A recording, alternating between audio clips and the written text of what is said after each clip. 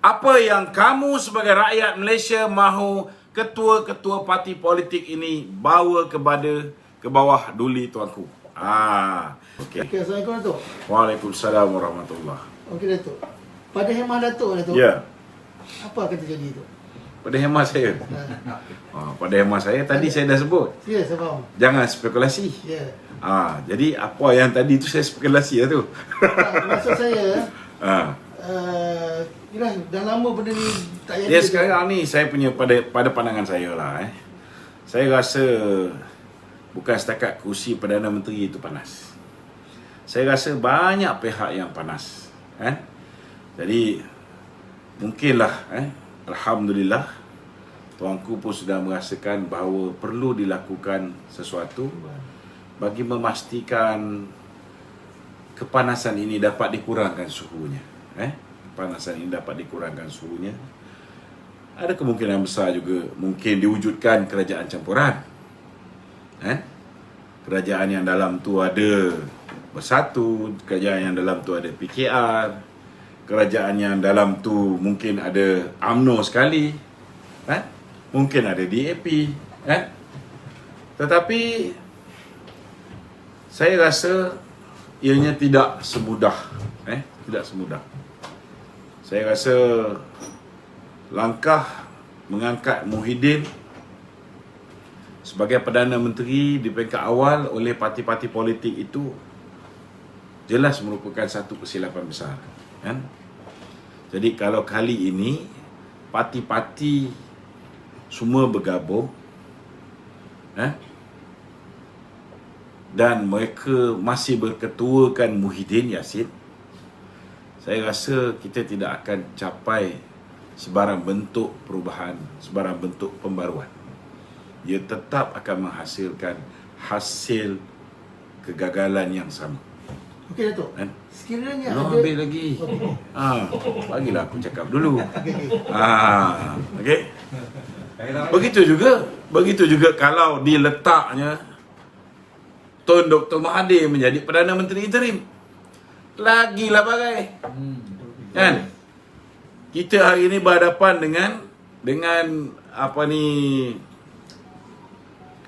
dengan keadaan yang teruk hari ini berpunca daripada Tun Dr. Mahathir, kerana beliau enggan menutup pintu sepadan kepada pelancong-pelancong. Betul tak? Betul. Dan kita lihat bila beliau diberikan mandat sebagai Perdana Menteri interim, sekarang minta 6 bulan kat tuanku. Sekarang ni bila dia diberikan mandat sebagai Perdana Menteri interim, dia membentangkan stimulus package. Stimulus package dia berapa bilion yang dia umum nak bagi? 20 bilion. 20 bilion. Busuk-busuk Muhyiddin pun 200 lebih bilion dia umumkan. Walaupun itu termasuklah dengan moratorium punya angka pun berapa dapat reduce pun dikira juga sebagai benda yang dibelanjakan, padahal kerajaan tak membelanjakan. Cuma bank bagi kelonggaran daripada membayar 6 bulan tu tak payah bayar, tetapi di penghujung loan tu nanti akan sambung lagi 6 bulan. Masih kena bayar interest dan sebagainya. So itulah sebenarnya. Bagi saya, kalau masih lagi solusi yang diberikan ialah Muhyiddin dan Mahathir, maka kegaunglah kerajaan ini. Sudah pasti akan kegaung. Okey Datuk. Okey. Sekiranya dengan menyingkirkan Tan Sri Muhyiddin Yassin dan kita juga tak Tuan Yang di-Pertuan Agong juga tak ambil Dr. Mahathir sebagai pengganti beliau, siapa yang Datuk fikir yang layak? Ramai layak. Kita ada Yang Berhormat Mulia Tengku Razali pernah menjadi Menteri Kewangan. Kita juga boleh mengangkat orang seperti Ketua Setiausaha Negara menjadi Perdana Menteri interim, tak ada masalah. Ketua-ketua KSU setiap kementerian, mereka boleh dilantik menjadi menteri penuh, tak ada masalah. Tetapi kena ingat, kerajaan interim ni juga akan bertanggungjawab akan dipertanggungjawabkan juga sekiranya mereka juga memutuskan polisi-polisi yang akhirnya akan menyempitkan kehidupan rakyat, menyusahkan rakyat, memeningkan kepala rakyat, mereka juga tetap akan kita persoalkan nanti. Siapa juga jadi Perdana Menteri, wa imma kalau kita selepas ni menjadi kerajaan balik pun, tidak ada siapa yang akan lari daripada dipertanggungjawabkan terhadap setiap keputusan polisi yang dibuat, setiap kesilapan yang kita buat, setiap langkah sumbang yang kita buat, semuanya akan dipersoal oleh rakyat selepas ni. Kerana hari ini rakyat adalah terdiri daripada mereka yang peka. Mereka mengikuti perkembangan isu semasa, mereka mengikuti perkembangan politik semasa. Mereka mahukan yang terbaik daripada sesebuah kerajaan. It's not going to be easy. Okey Datuk. Okey, perkembangan semasa Datuk. Ya. Mulai pool yang ada sekarang ni menunjukkan Datuk Seri Najib adalah pilihan rakyat. Betul. Ada kemungkinan tak Datuk Najib dipilih sebagai interim prime minister? Saya tak nampak. Interim prime minister saya tak nampak. Sebab Datuk Najib, Datuk Zahid sekarang ini mereka mempunyai kes malicious prosecution ke atas mereka. Tuduhan bermotifkan politik, berniat jahat ke atas mereka.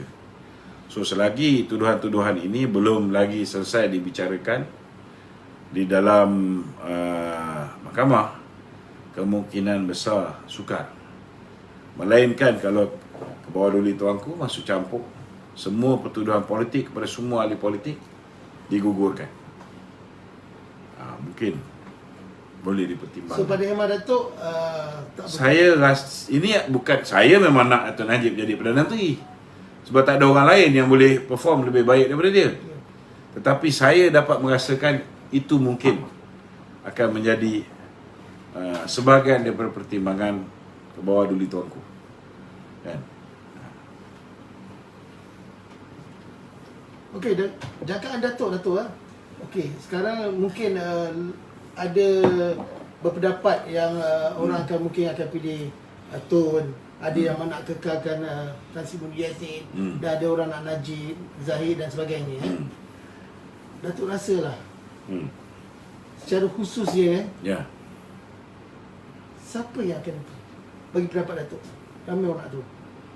Pada pendapat saya. Pada pendapat saya. Ya. Kalau ke bawah duli tuanku, Ya. Muhyiddin lah. Itu Sebab pendapat apa? saya. Oh. Jadi tak ada perbezaan ada kalau macam tu. Tak ada perbezaan. Perbezaannya ialah kerajaan itu akan lebih stabil. Sebab Anwar Ibrahim menyertai Muhyiddin. Azmin akan terpelanting. Macam saya sebut minggu lepas. Minggu lepas kita sebut kan? Tak, minggu lepas dah sebut. Minggu lepas kita dah sebut. Azmin bakal terpelanting. Kan? Kes dia dengan Hazib mungkin dibuka balik. Betul tak? Jadi Azmin hanya bawa 11 orang untuk menguatkan kedudukan Muhyiddin. Tapi Anwar ada 36 orang. Kan? Sebenarnya ni bagus untuk negara kita. Dengan syarat UMNO must stay away from this future government. Kalau UMNO pun masuk sebakul, hancur lebur. Cukuplah buat kesilapan sekali pada Mac 2020. Cukup. Okey, dengan adanya interim government ni, besar kemungkinan parlimen dibuka ke tak, Datuk? Kalau dah lebih daripada separuh menyokong Muhyiddin Yassin, mestilah buka. Lepas tu dia akan kenalkan lah hybrid lah, hibiscus lah, last sekali dia yang high. So dengan macam ni semua still never ending story lah tu. Benda yang tak bersudahan jugalah jawapannya. Dia akan ada kesudahan. It's going to be quite a stable government. It's going to be quite a stable government. Anwar ada 36. Kalau buang Azmin 11, masuk 36. Lepas tu yang dalam UMNO pun ada juga yang akan jadi baruah pada Muhyiddin ni akan tetap menyokong. Tambah lagi. So it's going to be a very stable government. Habis untuk memerangi COVID ni macam mana Datuk? Adakah mereka mempunyai kepakaran orang yang sama juga Datuk? Dia orang yang sama, tetapi mereka tak perlu lagi buat SOP bodoh. Betul tak? Sebab sekarang ni SOP bodoh ni nak menyelamatkan kedudukan Muhyiddin. Kalau Muhyiddin dah berada dalam kedudukan yang selamat, dia dah boleh fokus buat kerja yang betul. Sekarang ni dia tak boleh nak buat kerja yang betul. Macam mana dia nak buat kerja yang betul? Betul. Sebab kedudukan dia sebagai Perdana Menteri ni ditentukan berapa lama darurat ni dapat diteruskan. Tapi kalau Anwar combine sekali dengan dia akan ada stable government. Okey, stable government satu. Stable government meaning kerajaan tu sukar untuk dijatuhkan selain daripada pilihan raya. Tapi tidak bermakna stable government itu diminati oleh rakyat, disukai oleh rakyat, disukai oleh para pelabur. Mungkin ada kesannya pelabur akan masuk balik. Contohnya Anwar ada kontak yang bagus dengan Amerika, dengan banyak tempat, dia akan membantu untuk bawa masuk pelabur. Sebab dia kena tunjuk dia boleh perform macam Azmin Ali. Dia nak tunjuk dia boleh menggantikan Muhyiddin jadi Perdana Menteri, dia tunjuk. Dia pergi sana, pergi sini, walaupun dia tak bawa balik investment, yang dia bawa balik plak gambar dia cuci cuci meja di dalam. Itu je. Tapi Anwar boleh bawa investment. Dia boleh lah. Tapi kalau orang tahu senario politik di Malaysia bahawa kerajaan yang bakal dibentuk itu adalah terdiri daripada mereka yang tidak disukai oleh rakyat. So a smart investor, they will not invest in Malaysia until maybe next 2 years. Selepas 2 tahun bila dah ada pilihan raya, barulah mereka akan melabur balik. Bila dah ada kerajaan yang kuat, kerajaan yang betul-betul mendapat mandat rakyat. Okey, dekat Datuk 6 bulan dari sekarang Datuk. Ya. Dekat ada pilihan raya ke tak ada? Tak ada. Kalau kerjasama Anwar dengan Muhyiddin ni berlaku, maka pilihan raya ni lambat lagi lah. Walaupun kita jangan bazir masa je. Dah 80% Datuk. Walaupun vaksinasi dah 80%. Allah Akbar, kau tak payah cerita lah vaksinasi 80% ke 20% ke 30%. Kau percaya lagi ke semua ni? Dia mesti pergi full term lah. Kau percaya lagi? Ni apa yang dikatakan? Kau percaya dengan memvaksinasi ni bahawa kita akan dijauhi daripada COVID? Kita tidak akan menyebarkan COVID? Aku bukan against vaksinasi. Tetapi walaupun vaksin itu ianya tidak akan menyelesaikan rantaian COVID tu, tetap akan ada. Kan? Cuma kalau kita ada strong government, mereka akan fokus selesaikan masalah COVID. Sebab mereka dah tak perlu fokus lagi nak membetulkan diri dia. Ada pro dan kontra lah. Kan? Tapi kalau UMNO ada dalam kerajaan tu, kena bersiap sedia lah menjadi minoriti satu hari nanti. Boleh CV tak? Boleh VC. Boleh VC. Boleh? Okey, kita cakap dulu, kejap lagi baru VC. Ni soalan ada banyak ni kan? Settle dulu. Banyak soalan tak terjawab. So, apa lagi nak tanya? Okey Datuk. Saya sebab tadi Datuk dengan Pablo dari skop yang lain, dari aspek yang lain dari segi orang kata pembinaan semula kerajaan interim itu. Andai kata daripada program hari Rabu hingga hari Jumaat ni dia ada berperingkat-peringkat lah. Peringkat pertama antara Tan Sri Muhyiddin dengan Tuan Agong dulu. Kemudian barulah ketua-ketua parti yang lain. Andai kata tu bila sesi Tan Sri Muhyiddin tu mana tahulah kan. Tiba-tiba Tan Sri Muhyiddin meletakkan jawatan tu. Dia dah letak jawatan lama dah. Tak, kalau betul ni, apa akan berlaku? Dia dah letak jawatan lama dah. Tu je aku nak beritahu dengan kau. Dia letak jawatan lama. Okey, tak payah cerita. Okey, pergi.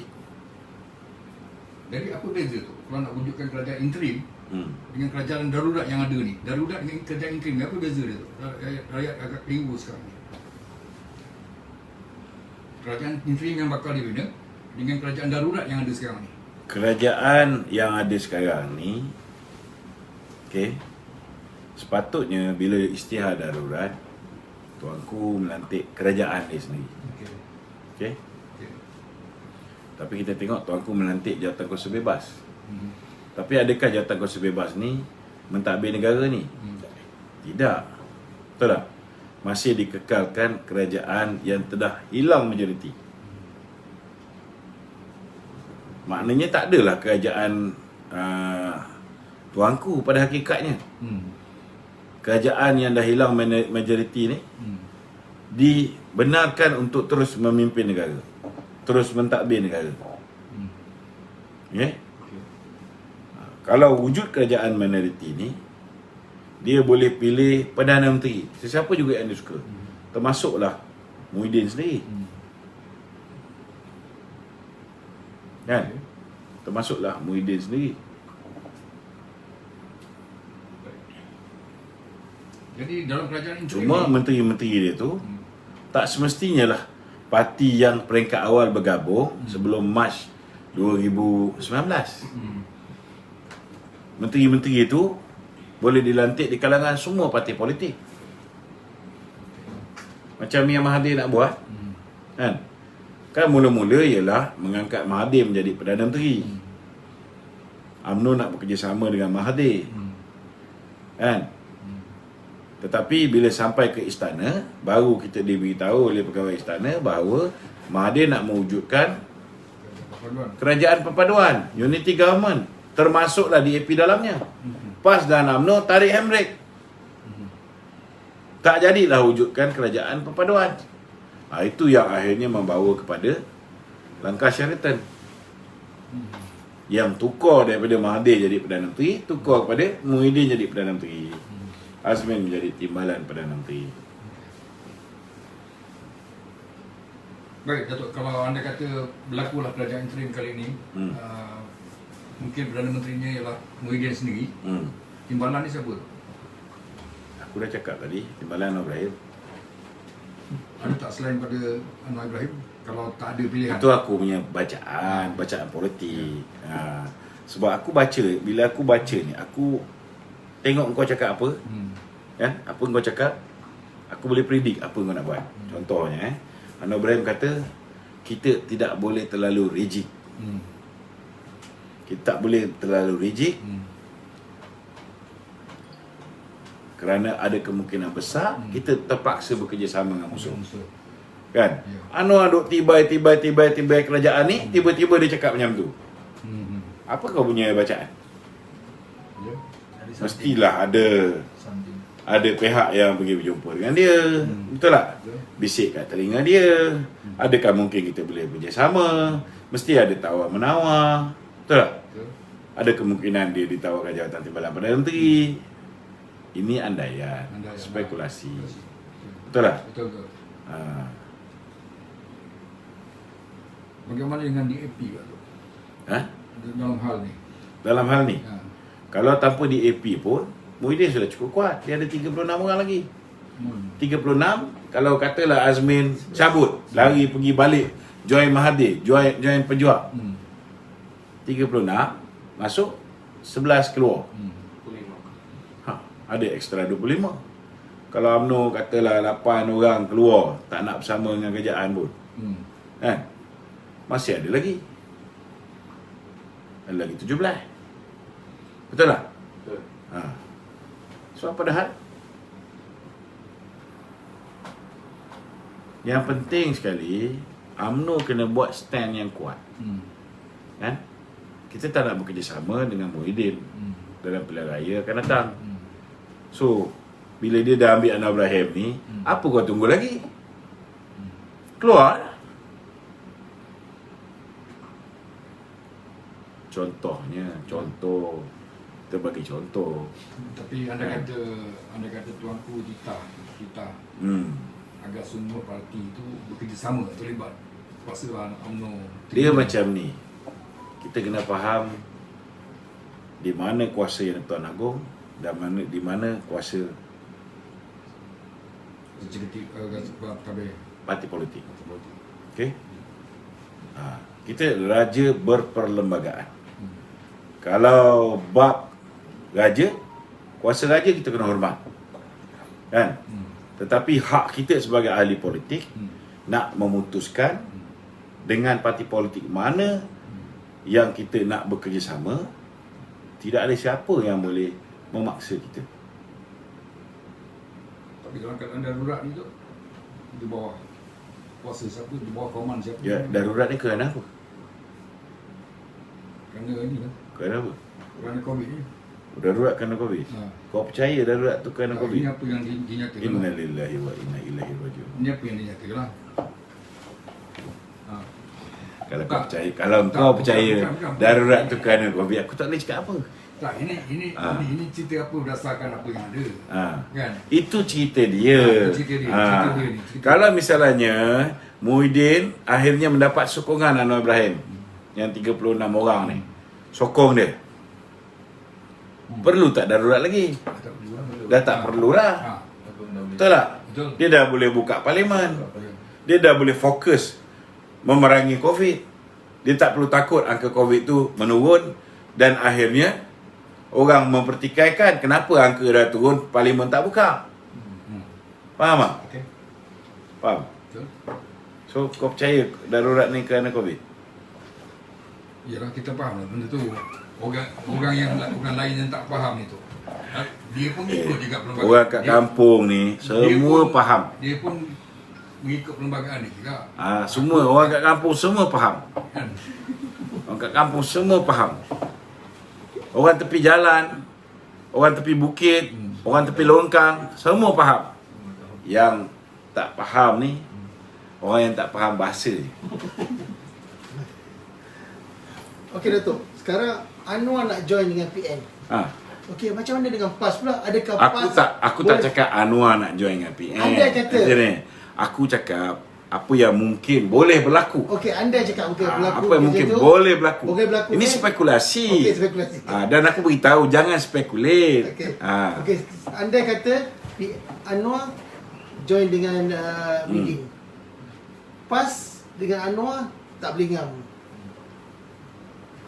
Senario macam ni terjadi macam mana? 36 tolak 11 ada 25. 25 tolak 18. Ada berapa? Masih ada lebih 7. Tapi kalau Anwar timbalan Perdana Menteri 1, Haji Hadi timbalan Perdana Menteri 2, Boleh kan? Boleh ke tu? Mungkin tak perlu tolak lagi 18. Ya. Setuju lah. Betul tak? Boleh ke dua-dua duduk satu meja? Tak ada masalah. Dia orang pernah bersama. Bila Anwar dipecat oleh Tun Dr. Mahathir, orang yang pertama sekali bersama dengan Anwar Ibrahim ialah Lim Kit Siang dan juga Haji Hadi. So apa kita nak pilih? Oh no, sorry, minta maaf. Masa tu aku ada Fadil arwah Fadil. Tak ada apa yang kita nak pelik. Kenapa tak boleh dengan Anwar Ibrahim? Azmin Ali pun ada kes liwat juga. Tak ada masalah apa.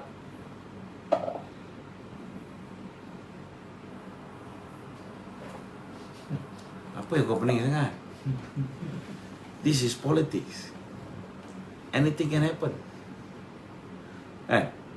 Kalau tiba-tiba Isyamuddin pula jadi timbalan Perdana Menteri, kau tak terkejut? Ataupun tiba-tiba Isyamuddin jadi Perdana Menteri. Tak heran. Kau tak heran? Isteri dia sepupu pada tuanku. Dia sepupu. Jangan main. Habis. Jangan main-main tau. Tiba Azmin pula. Ha. Tak mustahil. Siapa Azmin? Oh, Mustahil. yang tu mustahil. Yang tu mustahil. Banyak mana duit dia pun, bro. Kan? Video dia dengan Haziq ni tidak boleh diiris. Tak boleh diiris. Kalau dia diangkat jadi Perdana Menteri interim, you mark my word, there won't be any monarchy left in this country.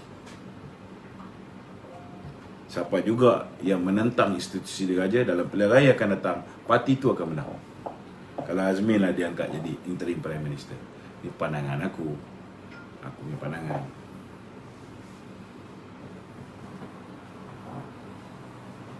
Siapa nak letak orang yang video dia dah satu dunia orang tonton. Kalau buka Pornhub pun boleh dapat video dia. Video ada lagi tu? Tak ada. Aku tak simpan lah. Aku simpan, kau minta. Bila aku pun kau minta, aku bagi. Aku dah melakukan satu jenayah, Ya. menyebarkan video lucah. Kena ingat tu, dalam phone tu jangan simpan barang-barang lucah ni. Kan? Kalau ada kawan asyik hantar video lucah, blok kawan tu. Ya. Sebab kawan tu akan membawa kau ke penjara. Okey, ada lagi? Soalan? Okey. Takkan korang dah mati kutu, tak ada soalan. Berkaitan dengan yang ini lagi ke? Ataupun yang soalan-soalan lain? Tak kisah berkaitan apa pun. Apa lagi? Okey tu. Ada yang kat rumah ni tak ada soalan ke? Saya setuju Hishamuddin jadi PM sebab dia tegas. Aduh, memang dia tegas. Hati, jiwanya tetap Mahathir. Walaupun Mahathir sudah khianat UMNO, walaupun Mahathir dah cium mulut dengan apa ni Lim Kee Siang, dia tetap dengan Mahathir, tegas. Betul, yang tu betul. Aku setuju. Tu kali ni kerajaan interim ditubuhkan tu atas alasan apa pula? Kerajaan interim. Habis dah orang benci kat kerajaan sekarang ni. Alasan Apa pilihan yang tuanku ada? Betul lah. Tapi kalau dia buang kerajaan sekarang ni, dia letak interim government yang dikepalai oleh Muhyiddin atau dikepalai oleh Mahathir, sama ya.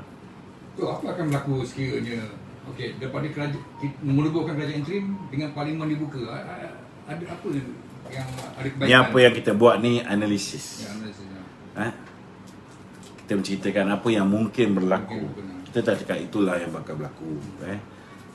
Jangan pula ada orang quote kata ini yang bakal berlaku. Lok Madam cakap. Mana lebih baik tu? Ini bacaan politik. Bacaan politik. Kita kan sesi bual bicara. Ya. Sesi ini telah diluluskan oleh MITI, boleh diadakan. Oleh surat dikeluarkan kepada apa dipanggil dia tu apa? SKM kan? Bukan, dia ada keluar tu. SOP dia tu. SOP tu, dalam SOP dia tu dia apa? Boleh. Sesi bual bicara, Live streaming boleh. live streaming semua kan? Menyampaikan maklumat. Okey. Betul. Saya tanya tadi apa kebaikannya sekiranya okey antara menubuhkan kerajaan interim dengan parlimen dibuka tu. Mana lebih baik sebenarnya? Yang terbaik mestilah parlimen dibuka. Ya.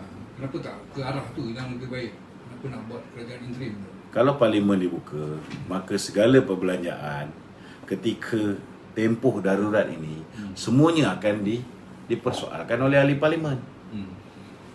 Kalau ahli parlimen minta supaya Menteri Kewangan Zafrul ni yang telah menipu mengatakan bahawa kerajaan Muhyiddin ini sepanjang tempoh darurat hanya berbelanja mengikut apa yang diluluskan oleh Belanjawan 2021. Ni menipu. Betul tak? Confirm menipu. Kan? Buka parlimennya, benda tu dibentangkan. Orang nak minta dia bentangkan apa yang dah dibelanjakan. Pinjam duit hampir 100 bilion. Apa yang dibelanjakan? Guna untuk apa? Berapa banyak belanja untuk beli vaksin? Semua dia kena bentang. Betul tak? Ya. Tapi kalau Anwar dah bersama dengan dia peduli apa? Kau boleh buat undi tak percaya? Tak boleh. Kau boleh tukar speaker? Tak boleh. Kuasa dah di tangan mereka. Tapi bagusnya satu, UMNO, BN kena solid menentang kerajaan ni. Peluang untuk imej UMNO bersih semula seperti mana sebelum pilihan raya umum, pilihan raya kecil di Kimanis, keadaan itu akan patah balik. Sebab dulu dah cantik, orang Melayu dah sokong kita, India dah sokong kita, Muafakat Nasional, Cina dah sokong kita. Tiba-tiba kita buat kerajaan dengan bersatu, rosak. Image kita down. Lepas tu bila kerajaan Muhyiddin buat satu demi satu kesilapan, blunder, gagal dalam semua benda yang dia buat, last kali apa jadi? Image kita lebur. Menteri-menteri UMNO yang diberi mandat menjadi menteri diperkotak-katik, diperlekeh oleh netizen. Macam-macam video, macam-macam poster pemimpin UMNO tersebar di media sosial. Baik, Datuk, apa ni sekiranya kerajaan Kim ni diteruskan tu dan Tan Sri Muhyiddin adalah mungkin Perdana Menteri atas tak tahulah sama ada pilihan Tuanku ke ataupun sesiapa tu. Jadi Datuk rasa Menteri Kewangan tu masih lagi kekal ke macam mana tu? Mana? Sekiranya kerajaan interim ni diteruskan, Menteri Kewangan ni dia ada hubungan istimewa dengan orang kayangan. Jadi kalau siapa juga yang jadi kerajaan mungkin dia kekal. Jadi kalau menteri-menteri yang gagal ni duduk lagi dalam kerajaan interim, apa akan jadi tu? Sama je. Lebih baik berkat parlimen lah daripada. Dia yang paling penting sekali tengok Perdana Menteri. Tengok Perdana Menteri siapa. Datuk, yang penting ketua. Menteri-menteri ni boleh ditukar, tak ada masalah. Okey Datuk. Okey, parlimen katalah boleh kata lebih baik parlimen dibuka. Tapi parlimen buka pula sekarang dia nak buat hybridnya parlimen Datuk. Yang mana hari ni yang di-Ketua Dewan Negara Datuk Raisi Hatim pun menyokong benda ni. Dia kata khas PT konsep. Dia kita boleh tengok signal Dewan Undangan Negeri Pahang. Dewan Undangan Negeri Pahang akan bersidang tidak lama lagi. Dewan Undangan Negeri Pahang akan bersidang tidak lama lagi. So daripada situ pun kita boleh nampak kemungkinan besar bahawa parlimen pun akan bersidang. Kalau misalnya tuanku tak setuju parlimen bersidang, tak adalah dia izinkan Pahang bersidang. Bila dia dah bagi dia dah restu untuk Pahang bersidang, maknanya tak lama lagi Malaysia pun kena bersidang. Walaupun share hybrid. Tak kira lah hybrid tak hybrid. Baru orang UMNO nak cakap pop, dia dah tutup dah. Macam mana tu? Dia kalau secara hybrid, ada yang berada dalam Dewan, masih lagi boleh berbicara yang dalam Dewan. Tapi for sure yang akan banyak majoriti di kalangan PN lah. Pastilah. Jadi suara tu tak sampai. Sama lah macam yang sebelum ni, masa PKP yang pertama. Sama juga. Nak mengundi pun susah. Contoh nak belanjawan tu lagi, dah hybrid dah. Ya, masa nak lulukan belanjawan 2021. Ada sekali. Tapi masa pengundian, semua dibenarkan. Masa tu hanya beberapa orang saja dibenarkan masuk. Sebelum tu, separuh-separuh. Tapi kerajaan lebih sikit lah. Okey, hubungan speaker dengan timbalan speaker sekarang. Satu nakkan parlimen diadakan, satu cuba alih speaker dengan timbalan speaker Muhyiddin. Okey. Timbalan speaker dengan UMNO. Itu je. Apa kau nak pelik? UMNO nak parlimen bersidang, UMNO firm. Kita nak parlimen bersidang. Begitu juga Pakatan Harapan. Yang orang UMNO, menteri UMNO yang tak nak parlimen bersidang ialah yang berkiblatkan Muhyiddin. Okey. Ya, andai kata berlaku perpecahan ni tu, Datuk rasakan grup yang berkiblatkan Muhyiddin ni akan terus ke Muhyiddin ataupun dia reverse balik Datuk? Kalau terus ke Muhyiddin lagi bagus. Senang kita nak tahu pengkhianat ni siapa. Kita harap dia terus ke Muhyiddin lah. Dan kita harap parti pun tegas. Orang ni jangan dia beri peluang bertanding lagi dalam parti. Kan? Kalau 8 orang saja di kalangan ahli parlimen kita, 43 orang BN ni, 8 orang je yang setia dengan BN. Yang lain semua setia pada Muhyiddin. Let it be. Daripada 8 tu, kita akan pastikan kurang-kurang election akan datang 188 BN. Senang cerita. Okey. Okey Tok, kita pergi soalan lain Tok. Soalan lain? Habis. Soalan pasal interim ni. Kau jangan tanya aku apa notebook tak sampai lah apa semua kan. Okey. Tak, okey. Ini kita pasal kanak-kanak Tok. Dah dia Kanak-kanak. Ini lagi satu masalah. dah positif. 83,000 orang sudah positif. Satu tepukan gemuruh kepada Razi Jadid. Kerana kehebatan dia membuka sekolah-sekolah itu hari tanpa berfikir panjang. Selepas ibu bapa sibuk beli barang-barang, laptop, gadget dan sebagainya untuk live streaming kelas setiap hari. Dah habis duit untuk pasang wifi dan sebagainya. Tiba-tiba dia kata, ni apa cerita ni? Faizal Suara dia nak apa? Dia nak tanya. Tiba-tiba dia nak ni. Tak tahu dia nak buat apa? Dia nak buat live ke dia tanya soalan ke apa? Tanya. Okey. Nampak tak? Salam. Dan saya nak tanya dengan kerajaan hari ni. Hari ni yang Datuk jalan. hari ni yang apa ni? Dia soalan dia, dah soalan. Soalan ya. Ada soalan. Hari ni yang telah disuntik rata-ratanya orang tua, rata-ratanya orang dewasa kan. Sekarang kita nak tanya, bila kanak-kanak ni akan disuntik dengan vaksin? Kan? Kita nak tahu. Bila kanak-kanak ni nak disuntik dengan vaksin? Kan? Apa akan jadi daripada 82,000 orang ni?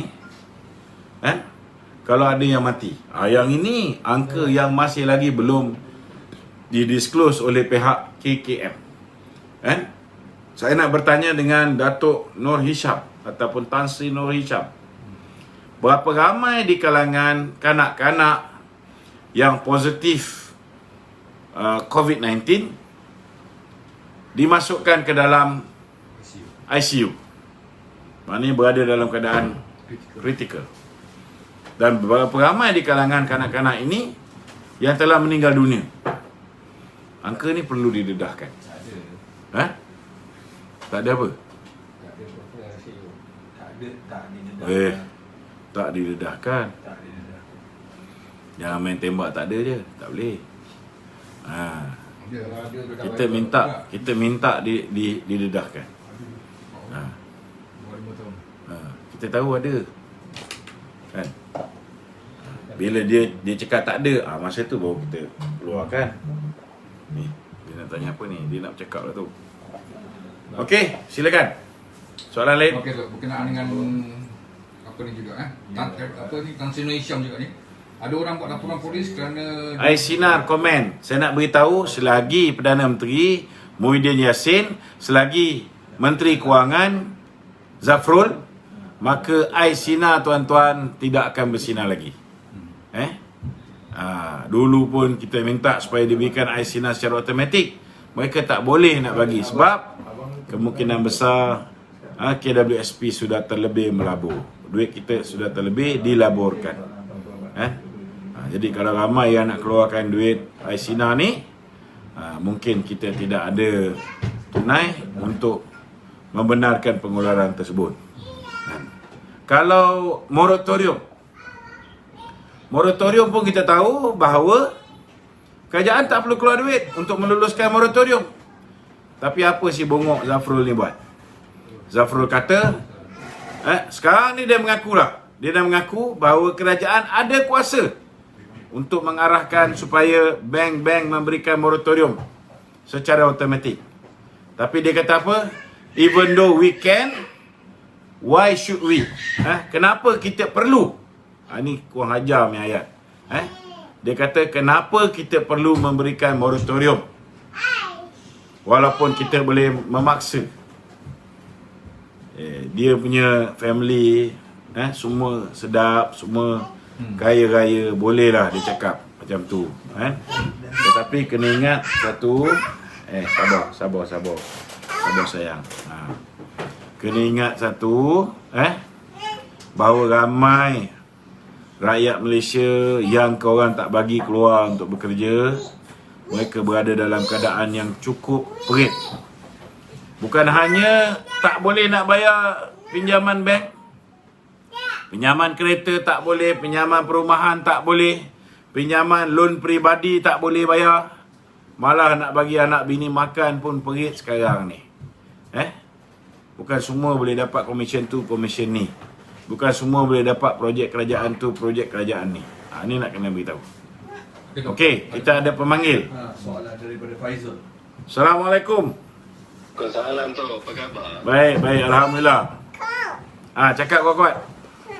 Cakap kuat. Okey, apa nak tanya? Okey tu. Ini cerita pasal tuanku dah panggil semua ketua-ketua parti datang untuk menghadap. Okey. Yang Tuan Agong kan. Okey.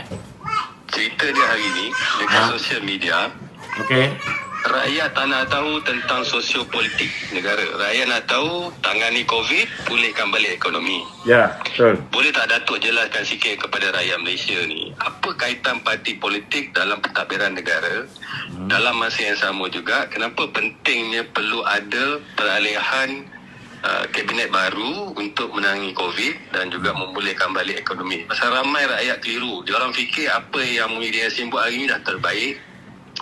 Banyak bantuan telah dikeluarkan, perbelanjaan 600 bilion kerajaan telah dibelanjakan untuk pandemik COVID ni daripada tahun lepas.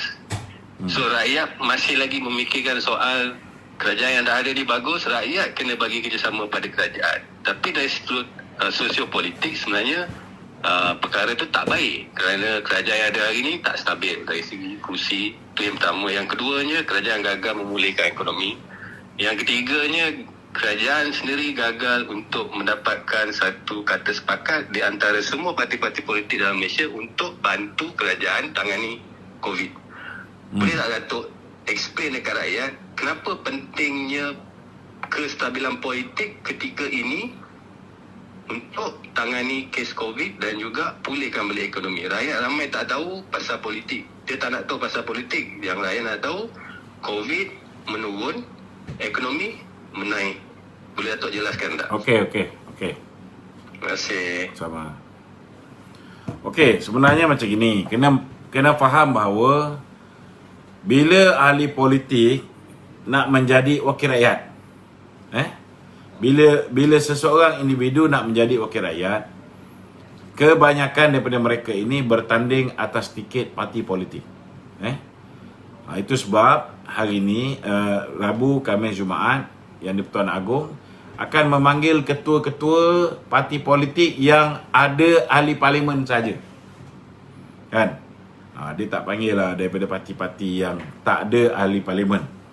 Dia panggil parti-parti yang ada ahli parlimen sebab mereka ini berkuasa untuk membentuk kerajaan.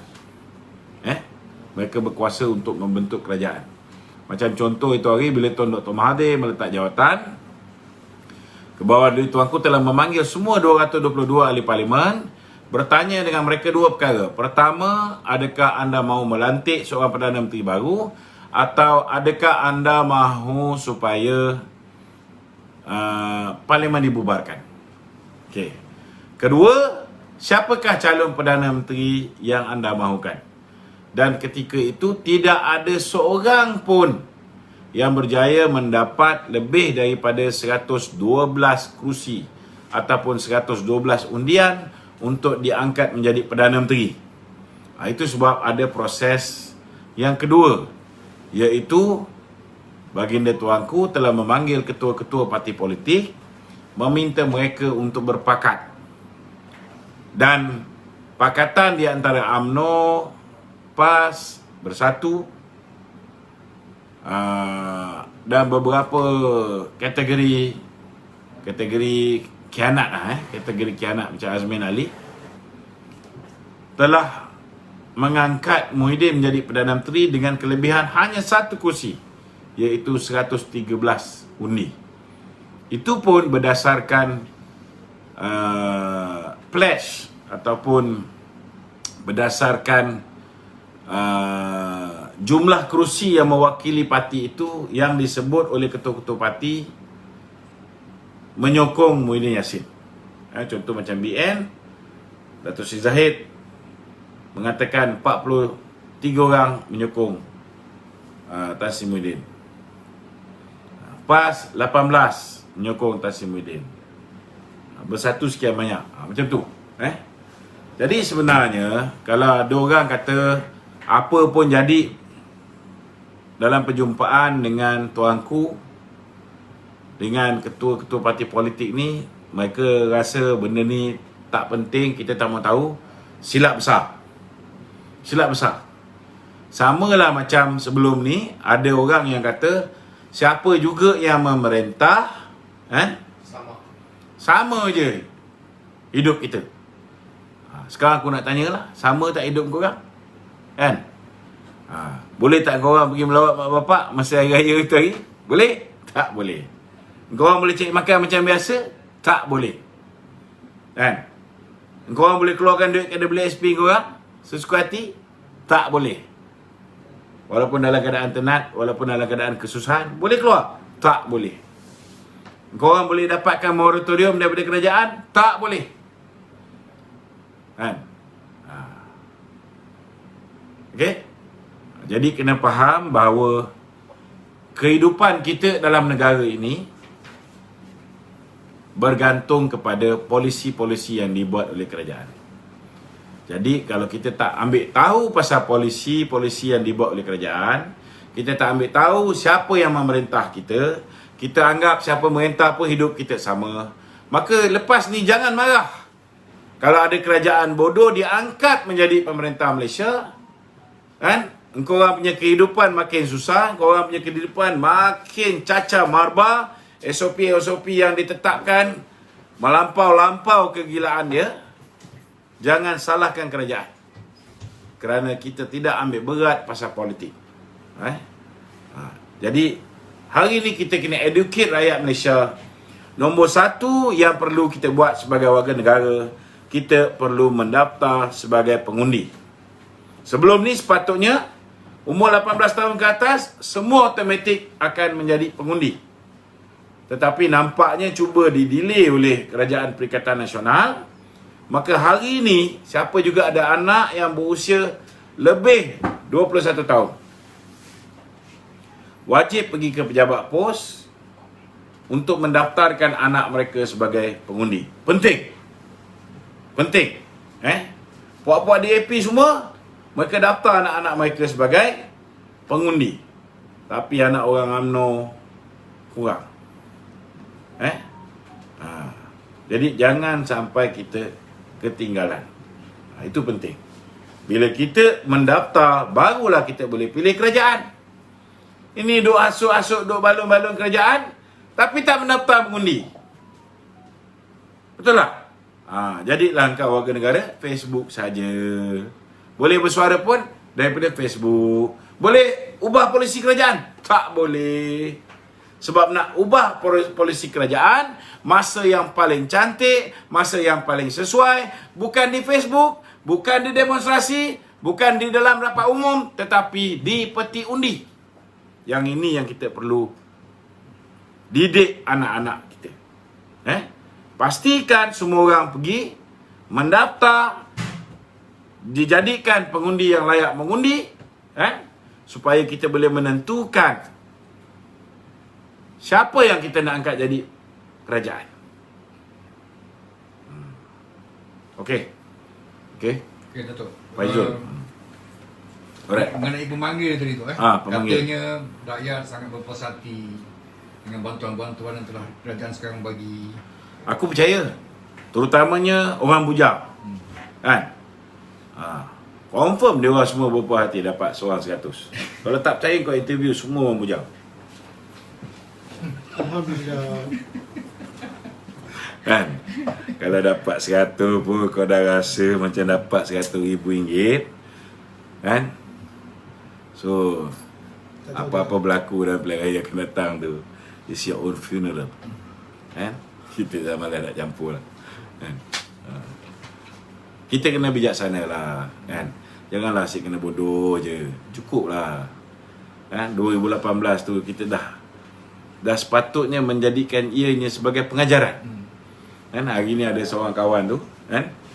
Dia cerita masa sebelum pilihan raya ke-14 nak menunjukkan dia ni betul-betul anti kerajaan BN ni. Kan? Dia sampai keluarkan gambar bendera PKR tu. Dia pergi scuba diving, dia ambil gambar dia bentangkan bendera PKR tu. Nak sokong Pakatan Harapan, kan? Dia bentangkan bendera PKR dalam dasar laut ketika dia scuba diving. Dia kata antara benda yang aku paling menyesal buat. Itulah dia. Nasib baik kau boleh menyesal sekarang sebab paling lewat 2 tahun daripada sekarang kau sempat membetulkan. Tapi kalau pilihan raya yang ke-15 kau masih buat kesilapan yang sama, kau tunggulah lagi 5 tahun baru boleh betulkan. Cubalah try test lagi. Slogan ini kalilah. Ini kalilah. Muka lah. Ini kalilah, hadaplah. Kalau rasa nak dapat lagi RM100, kau pangkahlah. Kerajaan Perikatan Nasional. Kalau siapa yang nak ambil vaksin, nak dapat RM20, pangkahlah Kerajaan Perikatan Nasional. Apa lagi kita boleh buat? Kita cuma boleh bagi pandangan, kita boleh bagi saranan, tetapi keputusan di tangan rakyat. Biar rakyat menentukan. Kalau dia suka dengan kajian hari ni, silakan. Itu hak demokrasi yang sesiapa pun tak boleh menafikannya. Itu hak rakyat. Tapi selepas tu janganlah merungut. Betul tak? Okey, silakan. Okey tu, ada kemarin ada satu laporan polis terlibat ke atas DG Tan Sri Lanka tu mengenai Ivermectin. Penggunaan Ivermectin maknanya apa sebenarnya? Apa sebenarnya? Yalah, sekarang ni orang yang buat report polis ni bukan calang-calang orang. Mereka ni di belakang mereka ada banyak NGO. Dan di belakang mereka ada lebih 200 orang doktor-doktor perubatan, pakar-pakar, profesor-profesor yang tak faham kenapa kita dah tahu ubat Ivermectin ni memang dah digunakan di lebih 50 buah negara, memang berkesan untuk menangani COVID. Kenapa dah setahun lebih ni kita masih tak pakai? Bila orang buat desakan sana, orang buat desakan sini, orang buat conference sana, orang buat conference sini, menentang, mempersoalkan kenapa kerajaan tak menggunakan Ivermectin, sekarang baru nak berikan 500 orang untuk test. Mestilah ada sesuatu. Mestilah ada orang yang spekulate, yang mengatakan bahawa ini mungkin nak, ini orang spekulate, aku beritahu je. Mungkin nak menyelamatkan tengkuk setengah-setengah orang yang membekalkan itu, membekalkan ini. Betul tak? Mungkin kerana nak menyelamatkan kerajaan Muhyiddin yang sudah hilang majoriti ni daripada tumbang, maka perlu diperbanyakkan angka. Orang akan spekulate begitu. Faham tak? Hari ni pun orang dah mula bertanya, kita dok sibuk nak mengekang wabak COVID-19 ni. Hari ni Mak Apps punya pihak mula claim dengan KKM. Bila nak bayar ni orang yang duk kuarantin kat Mak Apps ni. Bukan kerajaan tu. Itu mungkin kena tanya Dr. Mahathir lah, dengar cerita. Dengar cerita. Jangan percaya apa aku cakap ni. Kan? Kalau tak boleh pakai Mak Apps tu, pakai Kena siasat. Pakailah tu. Tak, tempat yang paling cantik sekarang ni, kalau katalah mahal sangat belanja nak pergi Mak Apps ni, nak letak sana, lepas tu nak bayar. Sekarang kita ada satu bangunan yang cukup cantik, tersergam indah, terkenal seluruh dunia. Sebelum jadi rumah berantu, lebih baiklah jadikan parlimen itu sebagai pusat kuarantin. Setidak-tidaknya rakyat yang dikuarantin di parlimen ini dapat merasakan bagaimana kalau mereka menjadi wakil rakyat. Mereka boleh berlatih menggunakan Dewan Parlimen, boleh belajar macam mana nak jadi speaker, macam mana nak bercakap bagi pihak rakyat, menjadi suara rakyat. Sebab wakil rakyat dah tak boleh bersuara bagi pihak rakyat. Jadi sekurang-kurangnya biar mereka berkuarantin di situ. Mana tahu daripada 2-30 ribu orang yang kita letak kat situ, 100 orang mungkin jadi ahli parlimen akan datang. Tak mustahil. Ilham. Maknanya selama ni KKM menyewa dah tempat Mak Apps tu? Tak tahulah. Pasti Yang tanya Tuan Dr. Mahathir baru dia tahu. Okey. Okey tu, apa ni, hari tu ada kongres mesyuarat di China kan? Menteri luar tak pergi ke? Syamudin. Dia tak pergi sebab dia kata dia close contact pada orang yang positif COVID-19. Dia close contact. Tapi dia dah... Apa yang peliknya, dia dah 2 kali kena jumpa orang yang positif COVID, masih kena kuarantin. Sampai kan mesyuarat-mesyuarat penting tak boleh pergi. Macam mana? Itu sebab tadi ada orang kata dia percaya Syamudin boleh jadi Perdana Menteri kan. Aku punya jawapan siapa dia. Suruh dia belajar macam mana nak bangun pagi. Itu je cukup. Dalam maknanya tu. Okey. Baik Datuk, apa ni, Datuk biasa selalu promotekan Datuk punya daun semambu apa semua kan, air semambu apa kan. Tapi yang tentang cengkeh ni Datuk tak pernah. Ni aku minum bunga cengkeh ni. Bagi sikit lagi air ni. Jadi tak pernah promote tu. Cengkeh ni kenapa tu? Adakah semambu ni dengan cengkeh ni berbeza dia punya tu? Semambu ni, dia ni antivirus. Daun semambu ni antivirus. Cengkeh ni, cengkeh ni, kalau orang ambil asap wap daripada cengkeh ni, dah positif COVID-19, dia ambil cengkeh ni,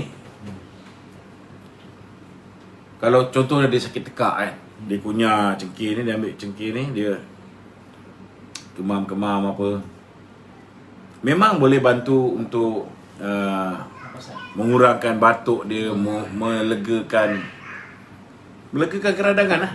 Kan? Tetapi tak membunuh virus tu. Itu ada setengah-setengah pakar berpendapat bahawa kalau kita dah COVID positif, jangan ingat cengkeh itu saja sebagai ubat. Dia hanya melegakan daripada keradangan, daripada sore throat. Wap tu bagus.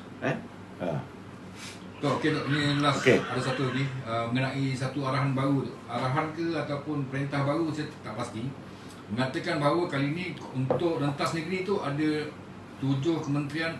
Polis kata hanya sahkan 7 kementerian dengan 3 jabatan tu. Apa maksud dia tu? Ada surat pelepasan beroperasi. Dia cuma benarkan 7 kementerian. Surat tu datang daripada 7 kementerian dan 3 jabatan. Maksudnya selama ni kita pakai surat MITI tu untuk keluar. So sekarang surat MITI yang kita dah dapat ni laku tak laku? Itu yang Julai, 1 Jun Ya. 7 Jun Surat mesti 1 bulan tapi start besok lah. 7 kementerian. 10 kementerian 3 jabatan. 10 surat tadi. 10 surat kan. Ha? Tak ada 10 surat patah balik. 10 surat lah. Maknanya kau kena dapat daripada 10 kementerian lah. Dah dapat kebenaran daripada 10. Itu satu lagi U-turn. Sepatutnya memang setiap kementerian berhak untuk mengeluarkan surat kelonggaran ataupun pelepasan untuk sektor ekonomi di bawah kementerian masing-masing. Itu yang secantiknya. Tapi overruled by Azmin Ali. Itu yang Long Mile kata aku dah tutup pintu depan, ada pula orang buka pintu belakang. Kan? Dan memang dia punya hobi main belakang ni kan. So nak buat macam mana? Kan? Dia buka pintu belakang. Kan? Sekarang ni kalau 7 kementerian, 7 kementerian 3 jabatan. 3 jabatan. Okey sikit lah daripada hanya Azmin Ali menentukan. Okey? Okey. Datuk, jogging sekarang Datuk. Kita hanya boleh jogging di kawasan kejiranan kita saja. Habis macam aku sekarang ni, aku duduk Titi Wangsa ni sekarang ni. So boleh tak aku jogging di kawasan kejiranan aku? Tak Dekat boleh. padang Tasik Titi Wangsa? Tak boleh. Tak boleh. So macam mana kau cerita hanya boleh jogging di kawasan kejiranan? Habis orang yang duduk sekitar Titi Wangsa ni tak boleh pakai Tasik Titi Wangsa. Ini yang kadang-kadang bila buat SOP bodoh macam ni yang kita marah. Tu yang aku punya live ni boleh nak marah balik. Kadang-kadang tamu Di hujung-hujung kau suruh aku marah. Tamu ada lorong je Datuk. Orang dah stres, rakyat dah stres. Aktiviti ekonomi tak boleh berjalan. Kan? Kau tengok orang, Allah Akbar. Semua Datuk hancur ahli- lebu. ahli sultan pun dia Hancur tak- lebu. Kan? Setidak-tidaknya bila kita ada kerajaan bongok, salah satu cara yang paling bagus untuk meditasi, jalan kaki, jogging, hilang stres. Habis kalau tempat nak hilangkan stres ni pun kau tutup. Kan? Kita nak buat apa? Nak main golf tak boleh. Kalau main golf tu kurang-kurang aku boleh bayang dengan kepala abang kau bila aku swing. Betul tak? Sekarang nak bayang tak boleh. Jalan kaki tak boleh. Main badminton tak boleh. Ini masalah. Itu sebabnya kalau ada orang kata siapa juga jadi kerajaan tetap sama. Tak betul. Tak betul. Tak betul. Sebab pengalaman yang paling pahit dalam hidup kita 2020-2021. Bila silap kerajaan yang naik, kau nak jogging pun tak boleh, jalan kaki pun tak boleh, kau pun jadi stres. Lagi ramai orang bunuh diri, lagi ramai orang mati kerana tak sihat. Mana taknya? Semalam kawan kita datang, aku tengok badan dah gemuk semua tembam-tembam belaka. Apa taknya duduk rumah makan ni? Betul tak? Kurang-kurang bagilah kita bakar sikit kalori kita. Kan? Apa guna kau buat taman cantik-cantik, besar bukan kecil, kalau kau tak bagi pakai Taman Tasik Titi Wangsa ni untuk orang jalan kaki? Betul tak? Okey, ada lagi? Okey, itu je. Itu je. Okey, Assalamualaikum warahmatullahi wabarakatuh.